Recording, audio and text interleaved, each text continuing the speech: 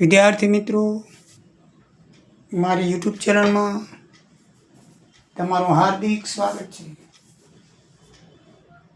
આ પ્રકારનો આ છેલ્લો દાખલો છે 52મો સ્વાધ્યાયનો પાન નંબર 524. એની રકમ આટલી જ છે. રિયા મેન્યુ કંપની લિમિટેડની ઉત્પાદનની માહિતી 2024માં કુલ વેચાણ 6 લાખ, કુલ પડતર 5,40,000, 2025માં 7,20,000 વેચાણ અને 6,36,000 કુલ પડતર છે. તો ટોટલ 6 જવાબ શોધવાના છે.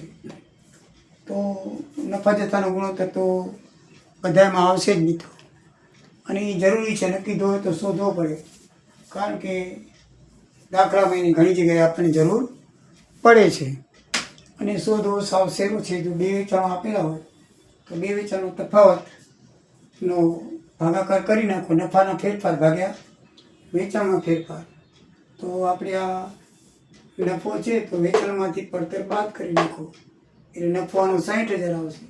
વેચાણમાંથી પડતર બાદ કરી નાખો 84,000 છે. તફાવત 84માંથી 60,000 24,000. નફાનો તફાવત 24,000 આવ્યો. હવે વેચાણની બાદ બાકી કરો, 7,20,000માંથી 60,00,000 6,04,000. તો વેચાણનો તફાવત 1,20,000 આવ્યો. તો બસ બંનેના તફાવતનો નફાનો તફાવત, આ વેચાણનો તફાવત. વેચાણનો તફાવત 1,20,000 બરાબર છે, એને ગુણ્યા 100. તો આપણે 20% આવશે. કેટલો આવશે? 20%. 24 50 120 ઉડી જશે, અને 5 20 50 100 અને 20% થાય. બીજો સ્થિર ખર્ચા. તો સ્થિર ખર્ચાનું સૂત્ર છે ફાળો ઓછા નફો. તો આમાં બધા દાખલાઓમાં એક ને એક વસ્તુ છે મિત્રો, એટલે તમને શોધતા તો આવડી ગયું હશે. તો ફાળોનું સૂત્ર છે વેચાણ ગુણ્યા પીવી ગુણોત્તર. તો વેચાણ દાખલામાં 6 લાખ આપેલું છે, ગુણ્યા 20% પીવી ગુણોત્તર, તો 1,20,000. સ્થિર ખર્ચા બરાબર ફાળો 1,20,000 ઓછા નફો. નફો આપણને આપેલો છે 60માંથી 54 જાય એટલે આપણે શોધેલો છે, બરાબર છે. આમાં 60માંથી નફો જાય એટલે 60,000 આવે. 60,000 શોધેલો છે આપણે. 1,20,000 રૂપિયામાંથી 60,000 જાય તો 60,000 રહેશે. સ્થિર ખર્ચા બરાબર 60,000. વેચાણ 54,000 હોય તો નફો કેટલો? તો નફો બરાબર ફાળો ઓછા સ્થિર ખર્ચ. તો ફાળો બરાબર વેચાણ ગુણ્યા પીવી ગુણોત્તર. તો વેચાણ 54 5,40,000 કીધું છે, તો પીવી ગુણોત્તર 20%, એટલે 1,08,000 રૂપિયા થાય. ફાળો કેટલો થાય? 1,08,000. તો બસ ફાળો મળી જાય. તો નફો બરાબર ફાળો ઓછા સ્થિર ખર્ચ. તો 1,08,000 ઓછા 60,000 બરાબર 48,000 થાય. તો વેચાણ 5,40,000 તો નફો કેટલો થાય? 1,08,000 રૂપિયા થાય. હવે નુકસાન 12,000 હોય તો સ્થિર ખર્ચ ઓછા ખોટ ભાગ્યા પીવી ગુણોત્તર. તો વેચાણ કેટલો થાય? તો સ્થિર ખર્ચ દાખલામાં દીધેલું છે ના, આપણે શોધેલું છે 60,000 રૂપિયા આવ્યું સ્થિર ખર્ચ. સ્થિર ખર્ચ દીધેલું છે અને ખોટ આપણને આપી દીધી છે ઉપર, અને ભાગ્યા પીવી ગુણોત્તર શોધ્યો છે. ભાગાકાર ગુણાકાર કરશું તો 2,40,000 રૂપિયા વેચાણ થાય છે.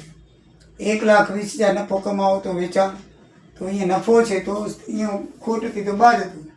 બેમાં સેમ સ્થિતિ છે. અહીંયા ખોટ એટલે બાદ, અહીંયા નફો એટલે પ્લસ. તો સ્થિર ખર્ચ 60,000 પ્લસ નફો આપણને 1,20,000 દીધો છે, ભાગ્યા 20% કરો તો 9 લાખ રૂપિયા શું થાય? વેચાણ થાય. જો 1,20,000 કમાવવું હોય તો. સમતુલ બિંદુ પણ સારું સહેલું છે. સમતુલ બિંદુ બરાબર સ્થિર ખર્ચ ભાગ્યા પીવી ગુણોત્તર. એકદમ ઇઝી ને સરળ. 60,000 સ્થિર ખર્ચ આપણે શોધેલો છે, ભાગ્યા પીવી ગુણોત્તર કરો એટલે 3 લાખ રૂપિયા સમતુલ બિંદુ આવે.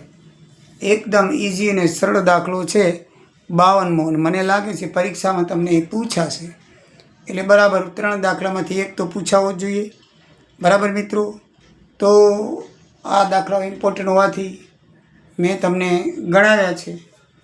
પછી જેવા તમારા ભાગ બરાબર છે, અત્યાર સુધી જે મેં ઇમ્પોર્ટન્ટ દાખલા દીધા છે એ બધા દાખલાઓ પરીક્ષામાં આવ્યા છે. તમે જોઈ લેજો, બરાબર ને? એ બધા દાખલાઓ પરીક્ષામાં આવ્યા છે, બરાબર ને? એક દાખલો એવો નથી કે ના આવ્યો. કોર્પોરેટ એકાઉન્ટમાં આવ્યો, બિઝનેસ એકાઉન્ટમાં આવ્યો, મેનેજમેન્ટ એકાઉન્ટમાં પણ આવશે. અને ત્રીજું તમારું એકાઉન્ટ છે કોર્પોરેટ એકાઉન્ટ, એમાં પણ આવી ગયો, બરાબર છે? તો બધા એકાઉન્ટની અંદર એક એક દાખલો આવ્યો જ છે. એટલે હવે તમને વિશ્વાસ હોવો જોઈએ કે લગભગ આવે જ છે. આટલું કરી જાજો, 100% ફાયદો થશે. હવે મિત્રો, હું થિયરીનો વિડીયો બનાવું છું, તો થિયરી પણ 101% આવશે. તમે જોઈ લેજો, વાંચી લેજો, બરાબર છે? નેક્સ્ટ વિડીયો થિયરીનો છે આના પછી. જય સિયારામ, જય Dwarkadhish. Best of luck my all lovely student.